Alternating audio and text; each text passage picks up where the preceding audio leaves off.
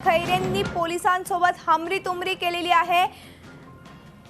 मतदानाच्या वेळी रूममध्ये जाताना ही धक्काबुक्की झाली। मतदाना वेळेस रूममध्ये जाताना ही धक्काबुक्की झालेली आहे।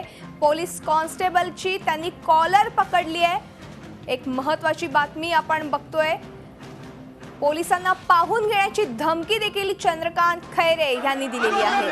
आपण ही दृश्य बघू शकतो। मतदानादरम्यान हा सारा प्रकार घडलेला आहे। चंद्रकांत खैरे यांनी पोलीस कॉन्स्टेबलची कॉलर पकडली आहे।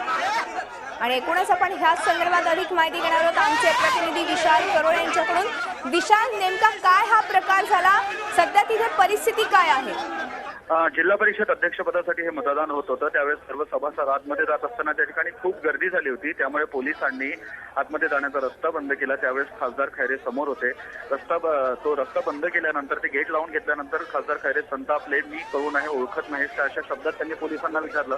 मात्र पोलिसांनी तरी दरवाजा न उघडल्याने खैरे यांनी पोलिसांची कॉलर पकडली आणि त्याला थोडी धक्काबुक्की केली। यामध्ये त्या पोलिसांचं थोडं शर्ट सुद्धा फाटलं। त्यानंतर इतर पोलिसांनी मध्ये येऊन मध्यस्थी केली, दरवाजा उघडला आणि चंद्रकांत खैरेंना आत घेतलं। त्यानंतर आता परिस्थिती शांत जरी असली तरी एखाद्या खासदारांना, एखाद्या मोठ्या नेत्यांना अशा पद्धतीनं पोलीस कॉन्स्टेबल सोबत वागणं कितपत योग्य आहे असा प्रश्न पडतोय। अगदी खरंय। त्याचबरोबर विशाल, काही प्रतिक्रिया कळू शकल्यात का ह्या संदर्भात? खैरे यांनी या संदर्भात आरोप केलेला आहे। त्यांचं असं म्हणणं आहे की भाजपच्या लोकांनी जाणून बुजून शिवसेनेच्या नेत्यांना, लोकांना बाहेर रोखण्याचा कट आखलेला होता। त्यामुळे आम्हाला आत जाण्यापासून रोखण्यात येत होतं, मात्र आम्ही आत जात होतो। या दरम्यान थोडीशी गर्दी असल्यामुळे रेटारेटी झाली, दुसरं काही। विशाल, आपल्या सोबत खासदार चंद्रकांत खैरे, आपण थेट त्यांच्याकडनं प्रतिक्रिया जाणून घ्या। चंद्रकांतजी, खूप खूप स्वागत आहे झी24 तासमध्ये। हा नेमका काय प्रकार घडला आणि तुम्ही कॉन्स्टेबलची कॉलर पकडली आहे? 3 ला 5 मिनिटं कमी होते आणि आम्ही 2:45 वाजतापासून गेटवर उभा होतो। आमच्या सगळ्या इलेक्टेड मेंबर्सना आतमध्ये जाऊ न देण्याचा डाव त्या ठिकाणी होता आणि तो एक भोकरे नावाचा जो पोलीसवाला होता त्यांनी दरवाजा बंद करून टाकला आणि फक्त भाजपच्या बरोबरचे जे होते त्यांना घेतलं आणि आमच्या सगळ्या मेंबर्सना ते बाहेरच ठेवलं। त्याचे मग चिडाचिडी झाली, मग आरडाओरड झाला। मी त्यांना म्हटलं की अरे हे काय करता तुम्ही, वेळ संपून जाईल, मग तुम्ही आम्हाला आत नाही घेणार, हा एक डाव आहे का तुमचा? कोणीतरी तुम्हाला सांगितलं का की असं असं करा, म्हणजे मग आपण त्याचा रडीचा डाव आहे का यांचा?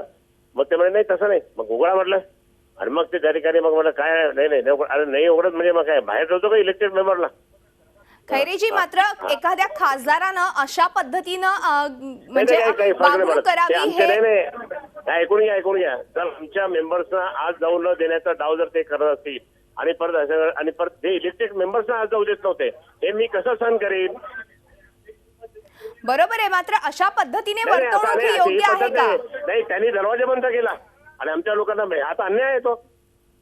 तुम्ही आमच्या सगळ्या मेंबर्स इलेक्टेड मेंबरला आज जाऊ देत नाही म्हणजे पोलीस आहेत तुमचे, म्हणजे त्या या राज्य सरकारचे म्हणजे बीजेपीचे काय दलाल आहे का? मात्र तुम्ही त्या कॉन्स्टेबलची कॉलरही पकडली, त्याचा शर्टही फाटला, ह्याच्यामध्ये धक्काबुक्की झाली। नाही काही केलं नाही, त्याचा फक्त बॅच पाहिला। मला नाव काय तुझं? तर बॅच तो असा लपवतो, मग दाखवला। मग काय विशाल, आपल्यासोबत स्वतः खासदार चंद्रकांत खैरे, काय विचाराल त्यांना? आणि ऐका, आमच्या लेडीज मेंबर होत्या ना, त्या सगळ्यांना धक्का मारला त्या लोकांनी, पोलिसांनी लेडीज मेंबरला। विशाल खैरेजी, खरं तर खासदार पदावर आहात तुम्ही। अरे असू द्या, मग ते मी माझ्या कार्यकर्त्यांना, माझ्या इलेक्टेड मेंबर्सना मी संरक्षण नाही देणार तर कोण देणार? जर ते आमच्या इलेक्टेड मेंबर्सना, म्हणजे ही भाजपची चाल आहे असं म्हणायचंय का तुम्हाला? आणि काँग्रेस आणि शिवसेना अशा सगळे त्या ठिकाणी 34 मेंबर्स होते। हा रडीचा डाव होता बीजेपीचा आणि ते मुद्दाम त्या ठिकाणी पोलिसांना प्रेशर आणलं असेल, जसं पैठणला जसं प्रेशर आणलं होतं, पैसे वाटताना पकडलं होतं, हे सगळं हा डावपेच त्या ठिकाणी, म्हणजे सरकारी यंत्र, गृह खात्याची यंत्रणा सुद्धा त्यांच्या ताब्यात आहे आणि आम्हाला त्या ठिकाणी होऊ द्यायचं नाही, हा डाव होता। मग राग येणार नाही तर काय येणार? खैरेजी, तिथे त्या ठिकाणी आमचे प्रतिनिधी विशाल करोळे उपस्थित होते, ते देखील आपल्या सोबत आहेत फोन लाईन वरून। त्यांना तुम्हाला प्रश्न विचारायचा आहे। विशाल, विचारू शकता? खैरे साहेब, तुम्ही दरवाजात उभे होते, त्यावेळेस पोलीस तिथे होता आणि पोलिसांनी गर्दी झाल्यामुळे दरवाजा बंद केला असं सांगण्याचा तुम्हाला प्रयत्न केला, मात्र तुम्ही प्रचंड चिडले होते, हे सत्य नाही का?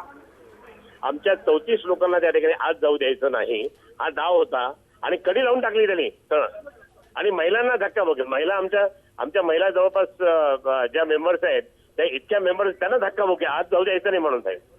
आणि ते बरं का तिकडे मग ते मोदी मोदी करून हे करून त्या ठिकाणी पुढे आलेत आणि असे पुढे आलेत की आमच्या लोकांनी जाऊ नये आणि त्यांनी ते मतदान एकतर्फे करावं हा डाव त्या ठिकाणी होता. त्याला पोलिसांचा साथ होता. ते जे आतले होते ते मग मी ज्यावेळेस पोलीस कमिशनरला फोन केल्यानंतर त्यांनी ती व्यवस्था चांगली केली. अमितेश कुमारने चांगली व्यवस्था केली. ओके. खरं तर खैरेजी अशा पद्धतीने धक्काबुक्की करणं किंवा हमरीतुमरी करणं हे खरं तर एखाद्या खासदाराला कितपत शोभतं हा देखील एक महत्त्वाचा मुद्दा आहे. धन्यवाद एकूणच चर्चेबद्दल आणि एकूणच प्रतिक्रियेबद्दल. विशाल तुमचे देखील धन्यवाद एकूणच ह्या माहितीबद्दल. झी 24 तास रहा एक पाऊल पुढे.